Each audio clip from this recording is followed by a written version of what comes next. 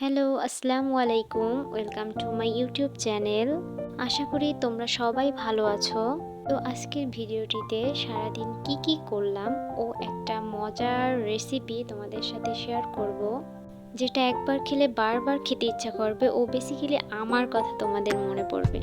তো সকালে নাস্তা শেষ করে আমি চলে এসেছিলাম আমার রুমটা একটু গোছানোর জন্য। আসলে ঘর এলোমেলো আমার এটা ভালো লাগে না, তাই একটু চেষ্টা করি সব কিছু সুন্দরভাবে গুছিয়ে রাখার জন্য।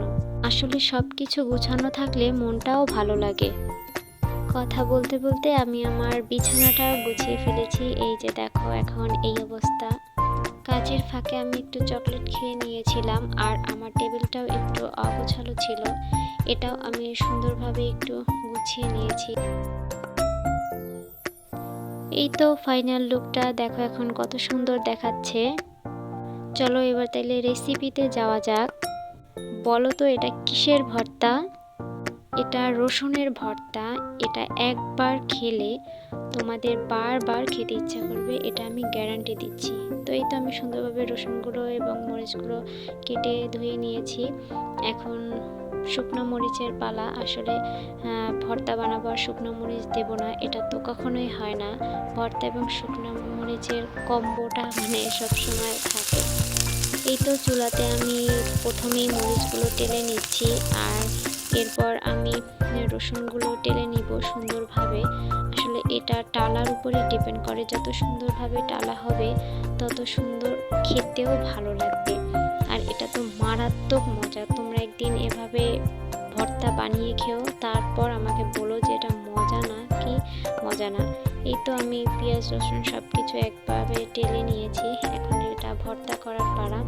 আসলে হাত দিয়েও করা যায়, তাতে অনেক সময় লাগে। এর জন্য আমি একটা গ্লাস দিয়ে এটা করে নিচ্ছি, বা কারো কাছে ভর্তা বাটুনি থাকলে ওটা দিয়েও হবে। আসলে এটা অনেক অনেক অনেক মজা। তোমরা একদিন বানিয়ে খেয়ে দেখো। এক প্লেটের জায়গায় তোমরা 2 প্লেট অবশ্যই ভাত খাবে, আর আমার কথা স্মরণ করবে যে না, আমি মিথ্যা কথা বলিনি, আমিও এটা ফার্স্ট খেয়েছিলাম।